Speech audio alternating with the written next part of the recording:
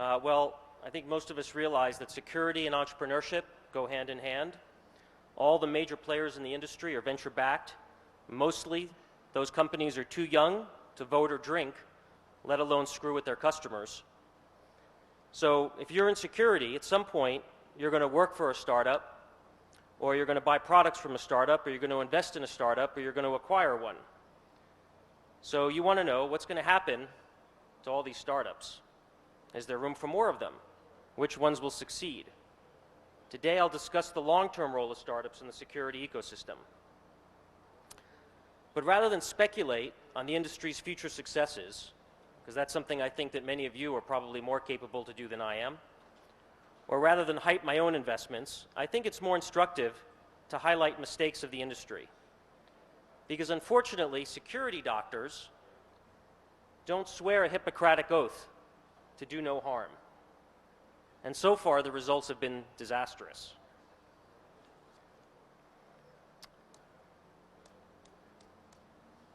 So these are some of the questions that people ask me that I'll try to address today. So next question is why dwell on the mistakes? Well, 10 years ago, Dan Farmer popularized the notion that we can't secure our networks if we don't openly air our vulnerabilities and errors. And just this week, Michael Lind reminded us of the same thing. A lesson that I think applies not only to information security, but also, I believe, to all challenging pursuits, including venture capital. And in case you think that I can only dish it out, but I can't take it in, you're welcome to take a look at the anti-portfolio that we at Bessemer publish on our website. It's the only one of its kind in the industry. You can read in gory detail, if you like, about the, frankly, stupid reasons why we passed on the first investment rounds in Intel, FedEx, Apple, eBay, Google, many others. Good lessons there for us.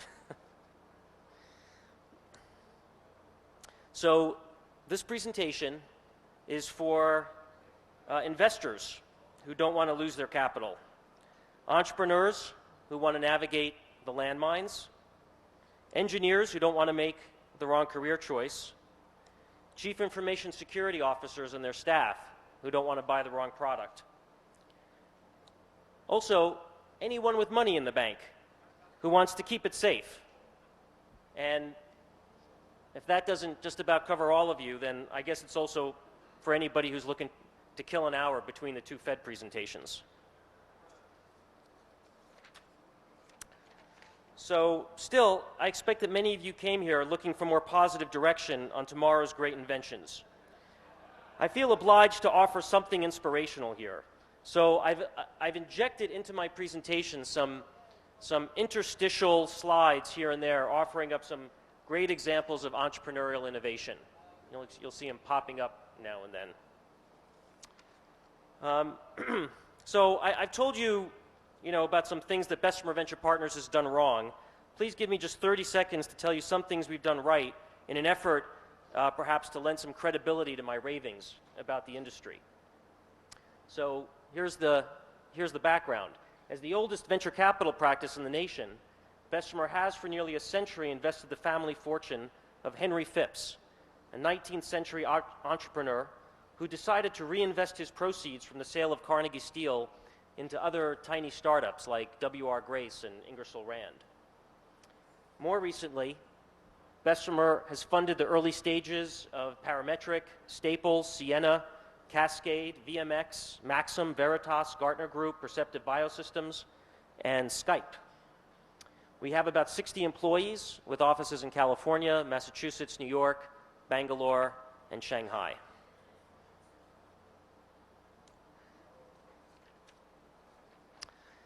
We are the most active early-stage venture firm in information security. You can see here we've invested in 17 security companies. Some of them are ones that I'm sure you know, some you may be less familiar with, but one thing that's in common is that we work early on with experts in the security field to start these companies. Folks like Paul Makapetris at Nominum, and Dan Farmer at Elemental, Bruce Schneier at Counterpane, Mark Mayfrit at EI, Gene Kim and Gene Spafford at Tripwire, and of course Ron Rivest at VeriSign. All but the recent 3 early-stage investments that we've made here of the 17 are all doing well. They all have run rates above $10 million. 5 of them have gone public. 1 of them was acquired by Cisco. And among the 17 investments we've made, there hasn't been a single realized or unrealized loss.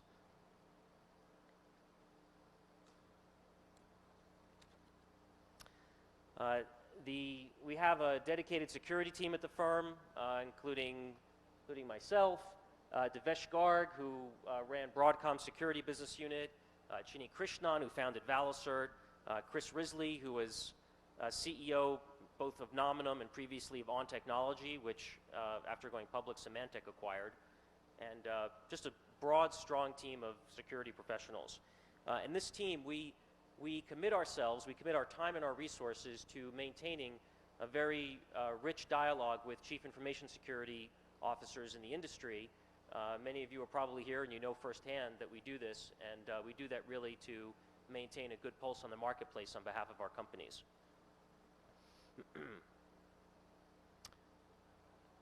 Easier to spread.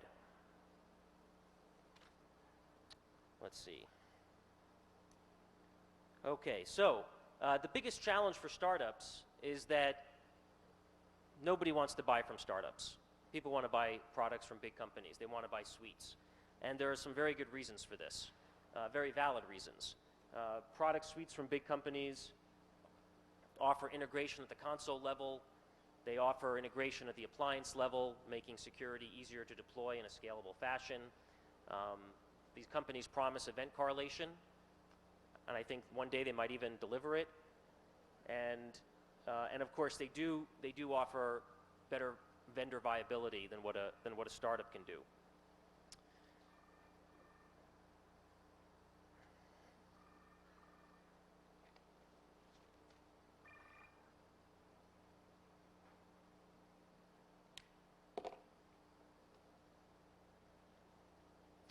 So I'm just going to run through some slides that show you the product footprint of the major companies in the industry.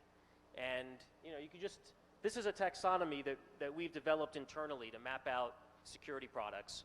And the data for each company are probably about 6 months old. We last updated at the end of 2004. But you can get a feel for how the different companies have staked out their turf across the security landscape. Here you have Symantec and, of course, McAfee. Here's ISS. And as you can see, the large vendors, each of them offer suites that cover different aspects, more than point solutions, but still they can't cover the whole landscape. And so what happens is that they really need to, enterprises really often pick one suite and then fill in all the holes around the products that are offered by that suite vendor. So this is an inventive cold remedy.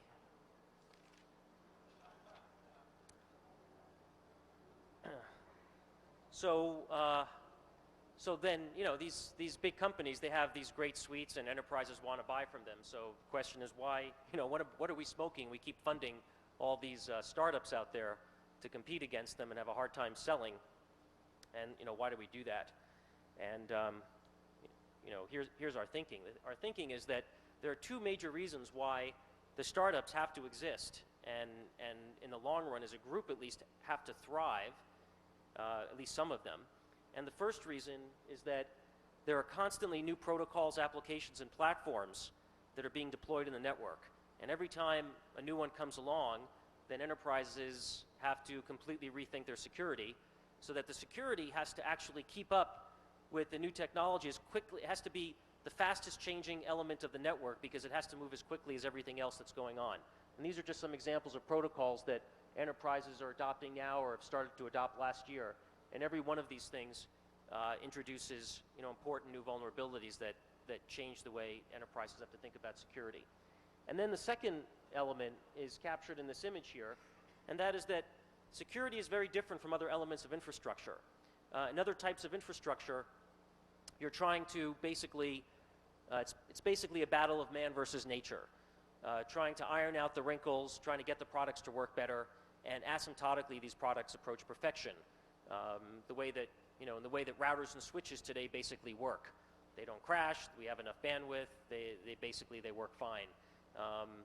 But security isn't like that, because in security, every time a company releases a product, you've got many people who are actively trying to render it obsolete right away.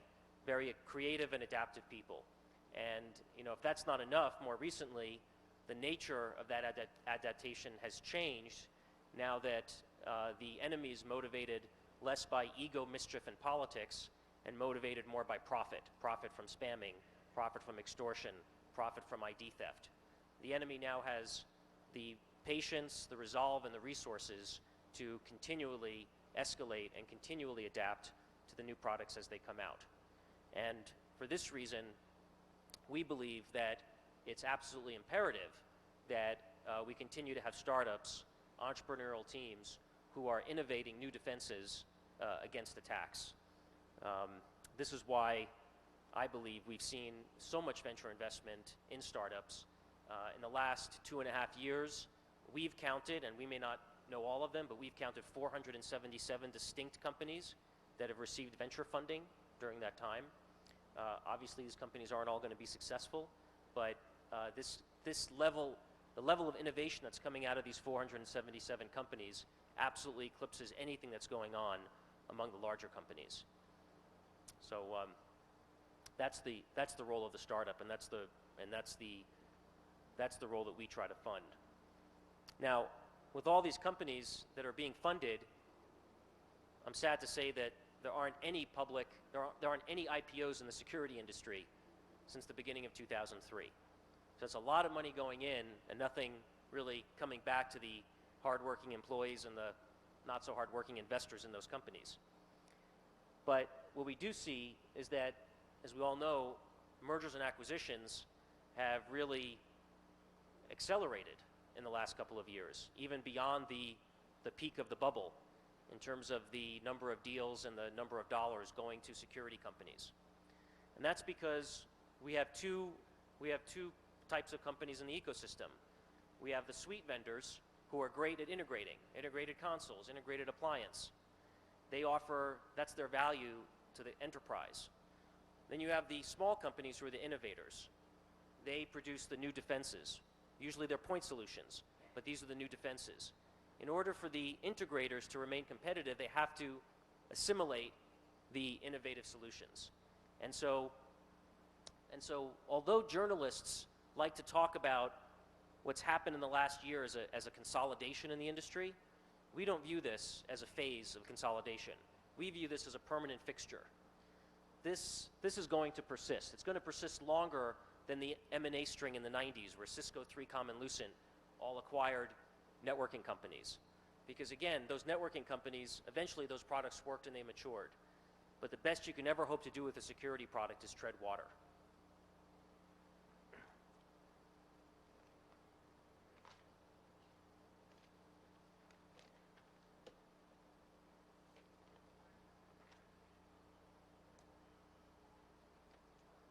No mess, no waste.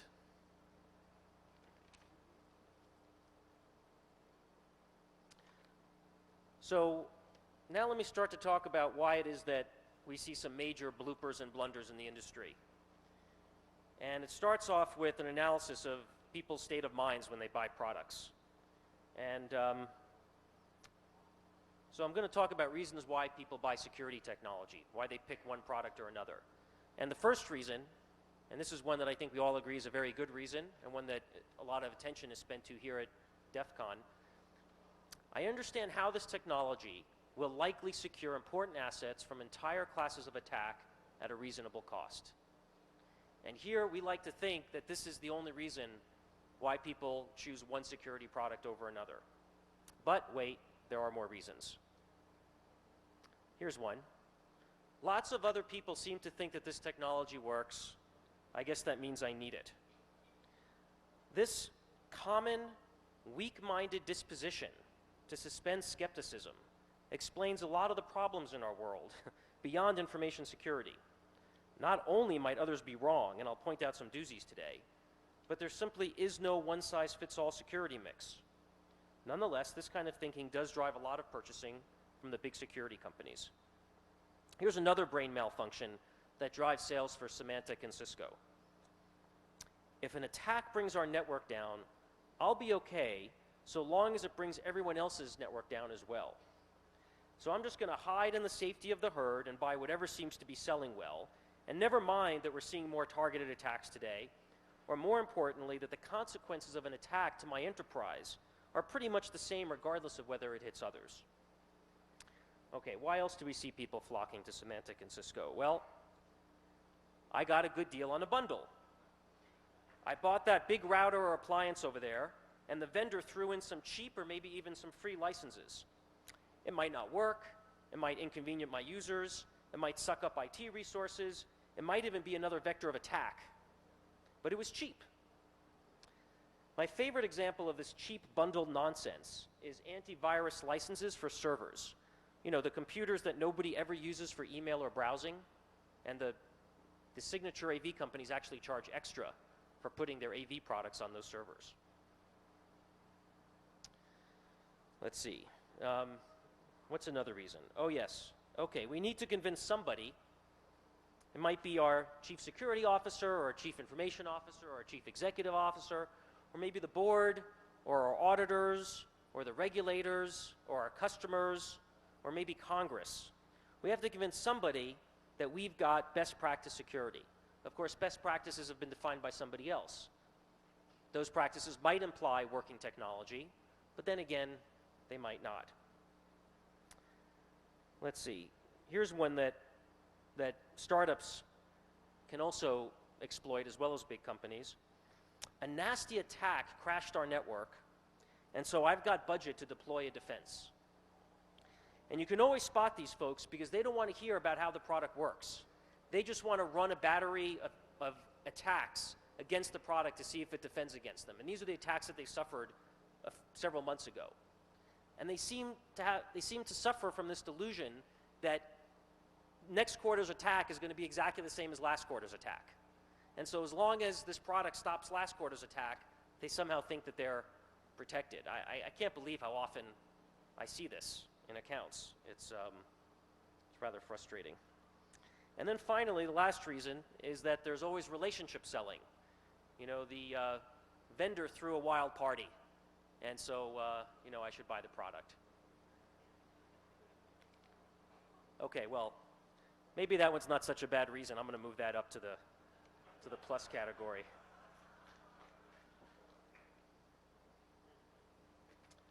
Let's see.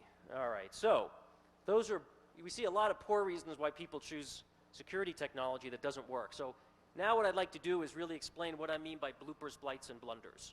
And to do so, I'm first going to define two distinct classes of security technology. There's, let's call it the security technology that works and the security technology that sells. Now, for those reasons we saw in the previous slide, these sets are not equivalent.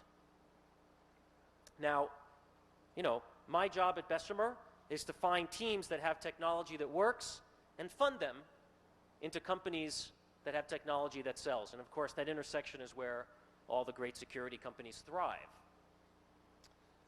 But we also see a lot of security businesses with technology that doesn't work and technology that doesn't sell. And those all still get funded. And those are what I call bloopers. And I think, you know, blooper is a good name because it's sort of an innocent mistake. You know, maybe they blow about $100 million, $200 million of venture capital, but at least they didn't actually cost any customers any money because nobody ever bought it. Okay, then the next category of disaster, these are the blights on the industry. These are the technologies that don't work, but for one reason or another, everybody's buying them anyway. Right? And we'll talk about those. Now, these cost the venture industry hundreds of millions of dollars developing these products, but more importantly, they can cost the industry $1 billion a year buying these products, not to mention the costs that they incur trying to mop up the mess when the products don't actually work. And I'll talk about some of those. And then I'm going to spend actually more time on the third category, because the third one is actually something that maybe we can do about, something we can do about. And those, oh, I'm sorry, one thing I should mention is that the blights inevitably, the good news is that the blights inevitably stop selling. Eventually people figure it out, but it takes a long time and a lot of money is wasted. Now the next category are the blunders. And the blunders, these are the ones that really scare me. These are the ones that the technology doesn't work, but these are hot products. These are the ones that everybody's talking about, and these are the ones that even some big companies are bringing into accounts, and everybody thinks are next year's products, and I would call them next year's blights. And I think we're going to see them, you know, on our landscape for quite some time, because there's a lot of momentum behind these technologies. My hope is that by illustrating some of these disasters and exposing the blights and blunders, I hope to assist you in avoiding the mistake of making a bad investment, a doomed career choice, a wasted product purchase, or even a dangerous choice of online bank.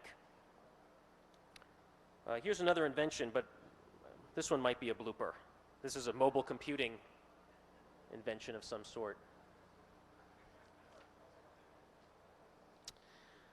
Okay.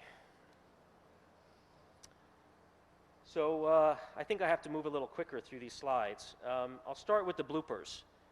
So, you know, I think many of you may think this is wrong, and, you know, I look forward to some hearty debate. But the first, and these are, by the way, these are past. I think these are proven. I mean, these companies tried to make a go of it, and they failed. First, they're startups who tried to build universal consoles. And of course, universal console is all about integration, not innovation. It's hard enough for the big companies to do it. It's really difficult for HP. It's impossible for a startup. And no enterprise is going to buy a universal console from a startup. Another area is enterprise DRM. So there's been some great work done here. Companies like Authentica and Alchemedia, which FinGen acquired, you know, they've built some great tools that allow you to mark documents and what can happen, and you can revoke the rights later, and it's really great technology. But what the industry has learned is that people just will not change their behavior in order to curb rights on a document further down.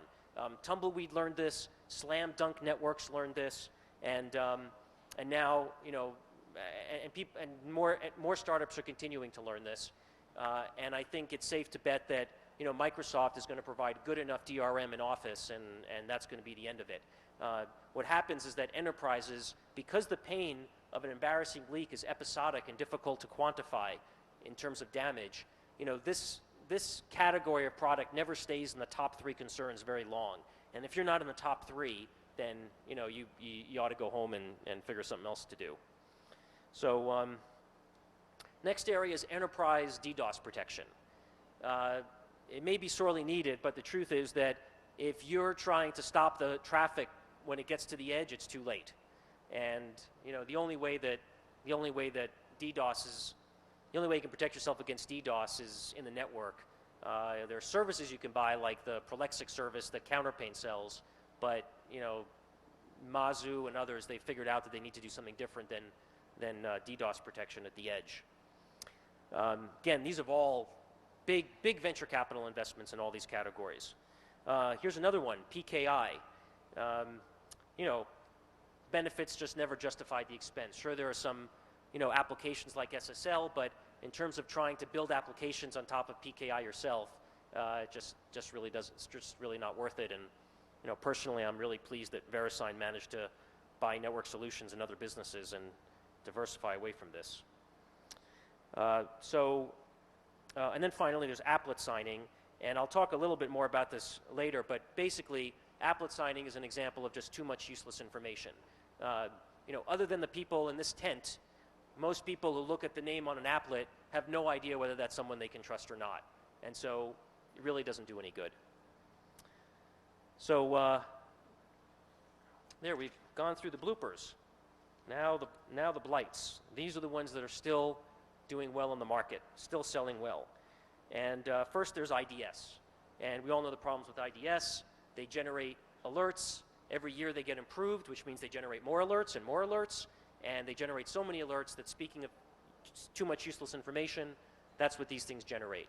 And companies who use these are forced to either hire 24/7 teams of expensive experts to go through these, or outsource them to companies like Counterpane or VeriSign to manage all the alerts that are coming out of these IDSs. The second category is what I would call unmanaged firewalls. So, managed and monitored firewalls, those are great. But what we've seen at Counterpane, where they manage and monitor hundreds of enterprise networks, is that when they take over these networks, most of the firewalls, as you all know, are not configured. About half of them still have the default passwords in place.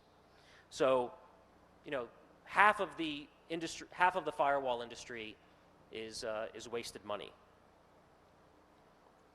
And then, there's my favorite peeve, the server-based signature AV, because, in case somebody comes along and wants to start doing email on your WebSphere application server blade. Let's see. Now onto the blunders.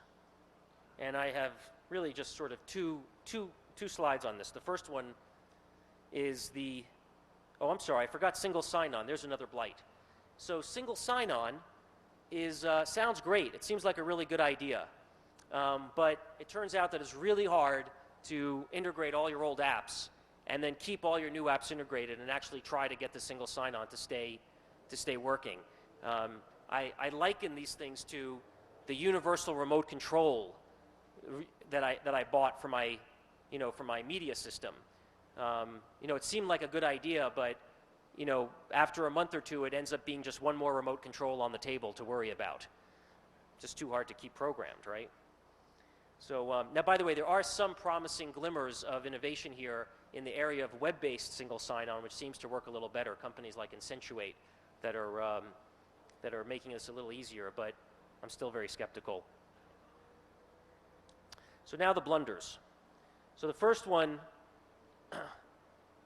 is the supposed successor to intrusion detection. And everybody said, okay, intrusion detection doesn't work. We need something that doesn't just generate alert. It can actually stop the attack in real time because it takes too long for the people to sort through the alerts.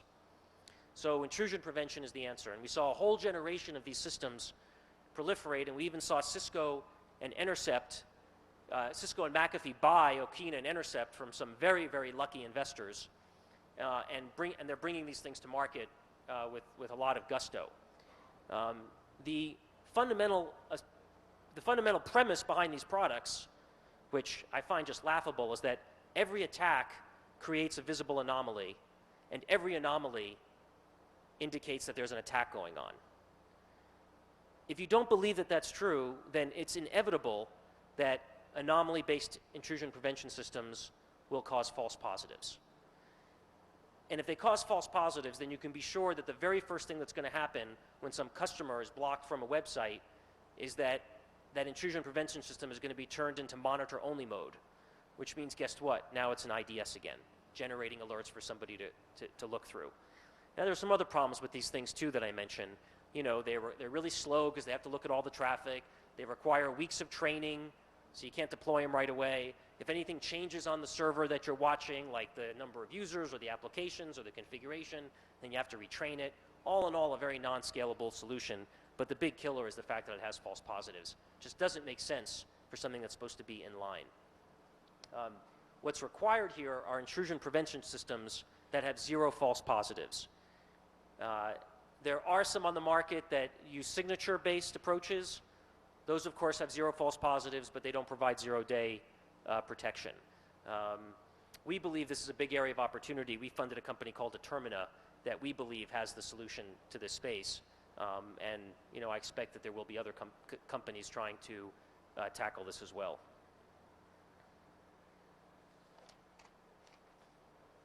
Okay, now my favorite. So this one is a set of technologies that I see coming strong into the market, raising lots of venture capital and getting a lot of money, mostly from banks, to deploy them. And the damages from these blunders, I think, are going to be more costly than any others that we've seen. So I'm going to start. Let me just start down the list. The first one is the desire of vendors, the belief that people have that somehow there's some client software that people can give you, or some inbox software that people can give you that will prevent phishing at the inbox. A red, yellow, or green light that knows which sites are phishing and which ones aren't. Well, the bottom line is that software has no way of knowing what you think you're talking to. It doesn't know that you think you're talking to Citigroup. And so, unless you're only going to browse on a whitelist, which nobody wants to do, these red, yellow, green lights are not going to work. They assume that phishers are not going to adapt, that they're not going to change their IP addresses, that they're not going to figure out ways to, they're not going to use zombies in the United States that have IP addresses that don't look like they're, coming from Russia. These are quite naive defenses. People sometimes think that they can apply rules to look at it and tell whether it's phishing. Well, the whole point of phishing is that it looks like a real email. It looks like a real, site or a real email. There's just no way for technology to be smarter than a human being in terms of seeing those patterns. Then there are simple mechanisms that vendors come out with that defeat very certain phishing mechanisms, like URL masking. Again, these assume absolutely zero creativity or adaptation on the part of the phishers. They'll just do. They'll just get URLs that look like they're real URLs. If I saw the URL citigrouponline.com, I have no idea if that's a valid URL or not. And none of these phishing preventions, by the way, would stop you from new kinds of phishing attacks, like the bogus camera store that collects people's credit card information for selling cheap cameras, and the way they get the traffic is by buying the keyword on Google for camera. They get the top placement, and they get all this traffic coming, and people looking, oh, look at these cheap cameras. And then, of course, they use the credit cards they steal to actually pay Google for the keyword. That's my favorite part of it. So, we're looking at, next one. There's this idea that we want to empower the user, give the user more information. You're about to go to a non-SSL page. This certificate's about to expire. There's a license agreement that you should read and sign, and then you'll know what you're getting into. This is the person who signed this applet. This is the person who owns this domain. This is the person who's behind this email address. All these are attempts to give the user information and thereby empower the user to make decisions. The problem is, again, outside this tent, no one knows what to do with that information. Some window pops up and says their certificate expired, or they're about to browse somewhere else. What do? They don't know what to do, so they just go browse. The information becomes useless. Here's another last resort of the clueless. You see a lot of banks talking about this. The answer is educating the users. We just have to train people not to click on the bad stuff, and that's going to solve the phishing problem or the ID theft. Well, how does that solve farming, where the DNS is redirecting your traffic? Or how does it solve malware that redirects your browser somewhere else, or the bogus camera store? I mean, educating the users is, again, a very naive and really negligent answer to protecting our bank accounts. Okay, here's another thing we see. This is another attempt, hopefully, to stop phishing, is authenticating the email source, sender ID and DKIM and whatever, the other standards wars here. Well, again, you're authenticating the source, but as we know, most of the people who register for those systems are actually spammers. So, it doesn't really tell you anything about the behavior of the email. You might see some name behind the email source, but it doesn't give you any real good information. Okay, so what are the banks thinking? They're thinking, okay, we have to provide stronger authentication. Passwords aren't good enough. We have to authenticate everybody who comes to our site, and we're going to have to do it with real strong authentication. Well, everyone knows that there are trade-offs between security, convenience, and cost. And you can't apply the most inconvenient and the costliest security to everybody who comes to your website. You have to profile. You have to be smart about it. If you've ever flown El Al Airlines, you know how they do it. They only inconvenience a few people, not everybody. this is going to be an unscalable solution. It's going to be too expensive. Here's another mistake. They're focusing all their authentication efforts on the login. The login is the least dangerous part of the session. What about the part where I withdraw cash or where I change my address? Those are the risky things, and it turns out that those are a very small number of sessions. If you focus the authentication on the risky transactions as opposed to the login, then again you have a much better way of focusing the security resources, the cost and the inconvenience on the sessions that matter. Banks think, okay, we're going to use strong authentication because passwords aren't good enough. We'll use smart cards like the Secure ID card or time-based codes. I'm going to loop the next three together. We're going to use biometrics, fingerprints to authenticate. Or we're going to use watermarks to educate the user so that they know that this is a real site. Of course, if you're logging in from a new computer, then we have to ask you some challenging questions, and we have to authenticate you, and we'll do that and then show you the watermark. Well, these last three, these are all really expensive. Not the last one so much, but those first two. Two-factor authentication has a total cost of ownership of $20 per user per year. That would be okay, maybe, if they worked. But all three of these defenses are all defeatable by either man-in-the-middle attacks. So all the phishers have to do is, while they're collecting your data, your time code or your biometric information, they're turning around and logging into your bank at the same time. And they could do the same thing with the watermark, sit in between and get the watermark. Or they're also subject to malware-based slipstreamers. So malware that sits on your computer and then waits for you to log in using all of this expensive technology and then just, takes over your session, does something on your PC or hands it over to somebody else. So, and those attacks are out there. They may not be very common, but you can be sure that when Bank of America deploys these defenses, that those attacks are going to become a lot more common. No reason why not. So this is why I've stopped banking online. My money's not safe.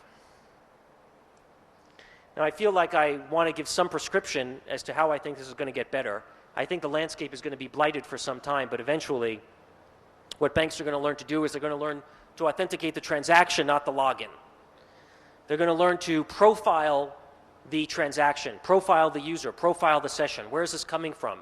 Is this an IP address we've seen before? Is this a normal thing for this customer to be doing?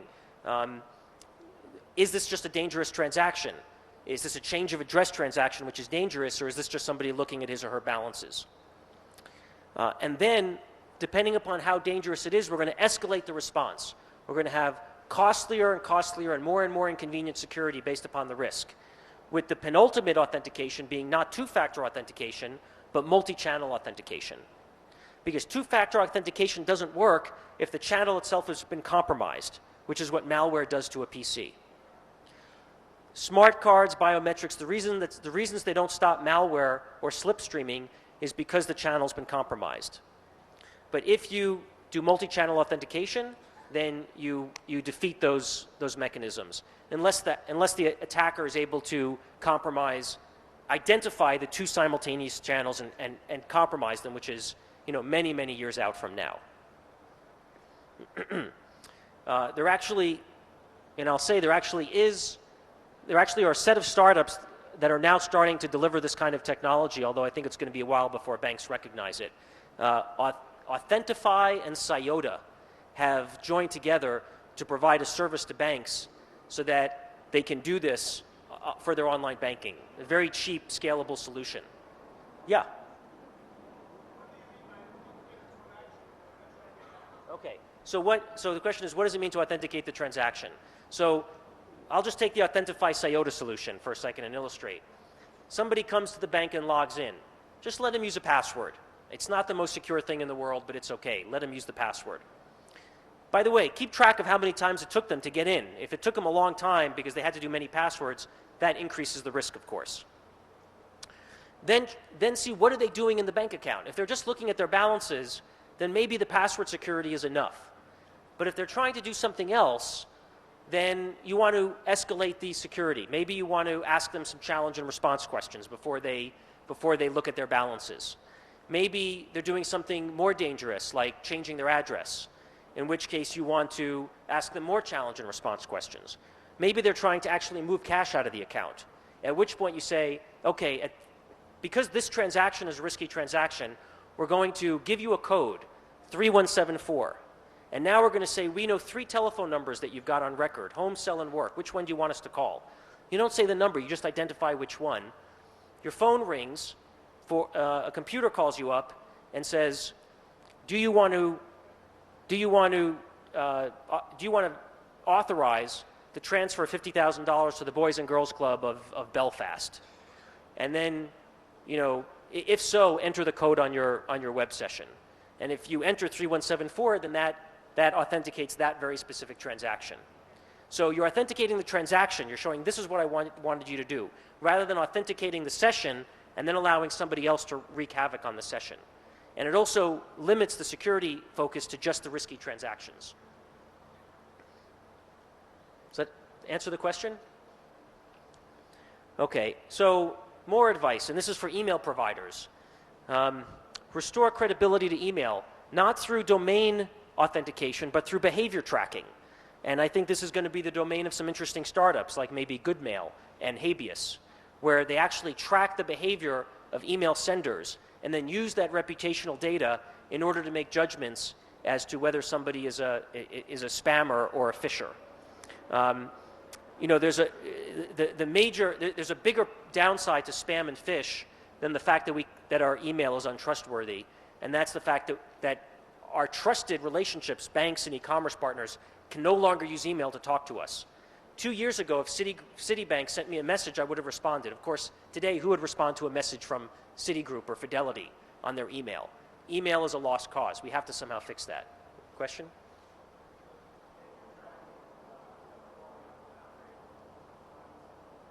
Does behavior tracking step far beyond the boundaries of privacy?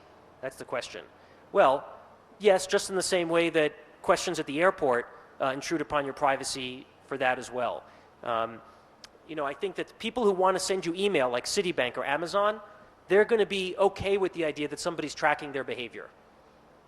And there may be situations where it steps beyond the bounds, but if somebody, I can't imagine where a company is going to have a problem if it's tracking phishing activity of somebody overseas and saying this is an IP address that you want to be careful about.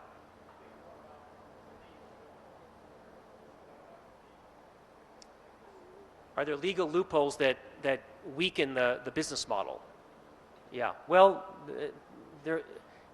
it's possible. Those would have to be, litigated. Okay, let's see. Last one, end user security tools. We have to get over this idea that the answer to security is to give the user more information and empower them. We have to start thinking about what we can do to help the user make judgment calls. Is this a license agreement you want to click on? Is this an email form that you want to put your email address in, or is this going to generate a lot of spam? Is it okay to navigate to this site? We're going to see more and more, we're going to see companies coming out with warnings that help us make those decisions, that highlight links that are going to bring us to a site with malware on it, or warn us when we're going to do something that maybe we want to think twice about.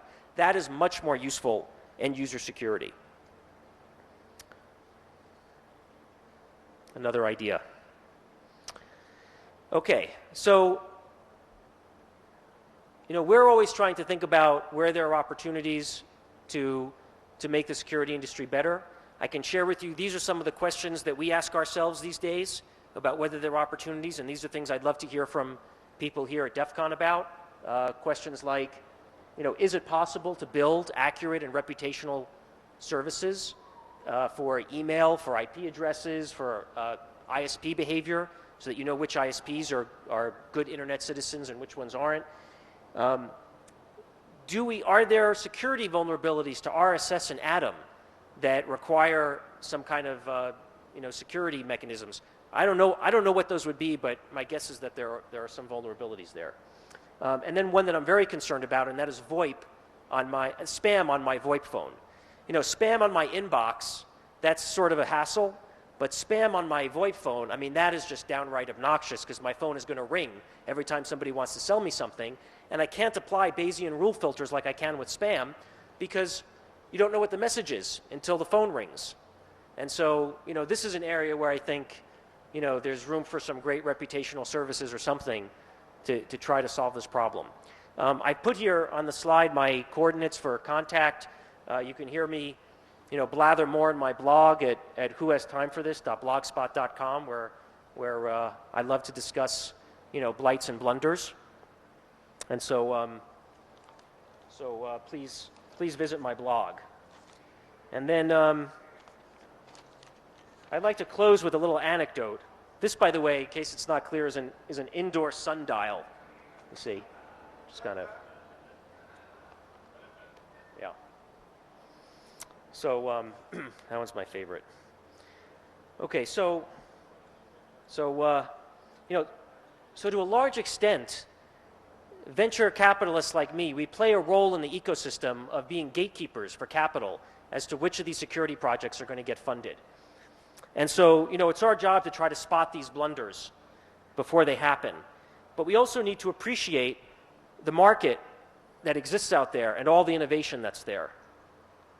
And so, I am not cynical about the number of startups that are being funded. I think it's a good thing.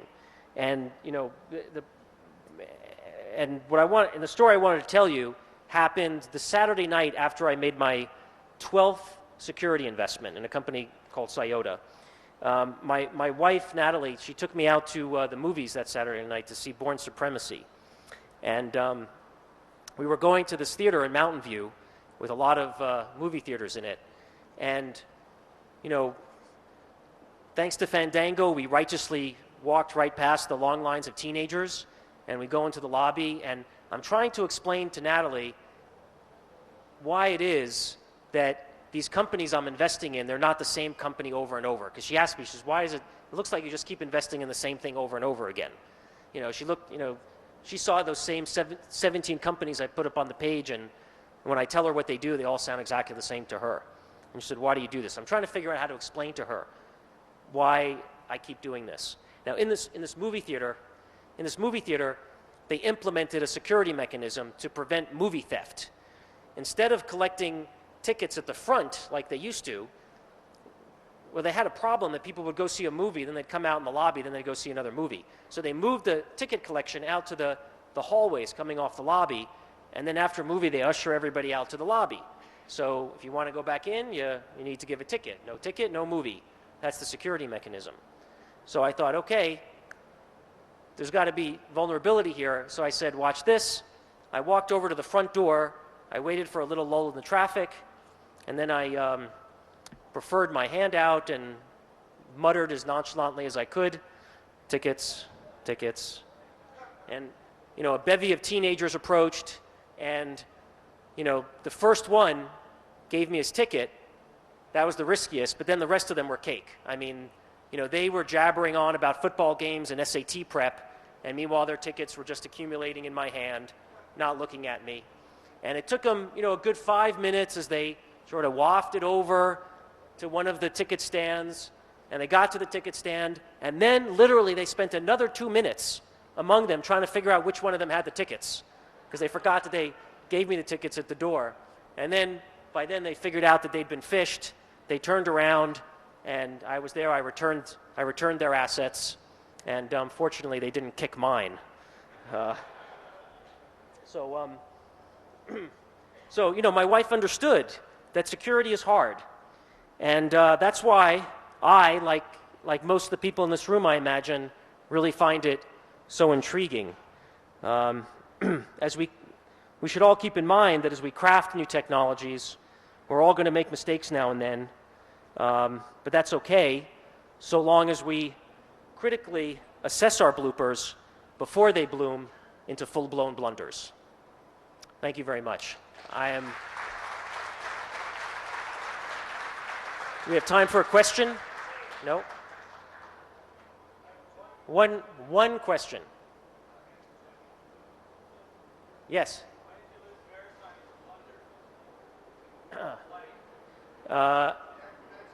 I didn't say VeriSign was a blight. The question is, why did I mention VeriSign as a blight? Oh, why didn't I? Oh, PKI is a blight. There are certain aspects of PKI, by the way, like SSL, that work great. I mean, SSL is terrific. SSL, you know, a lot of e-commerce would have been stalled if it weren't for SSL. VeriSign, though, is in a lot of other businesses besides PKI. You know, they're in the registry business, they're in the wireless billing business, they're in a lot of business, and also in a lot of security businesses, a lot of outsourced security services. So VeriSign does a lot of good things. I think PKI was just a technology that was just, you know, never justified the hassle. Okay, thank you.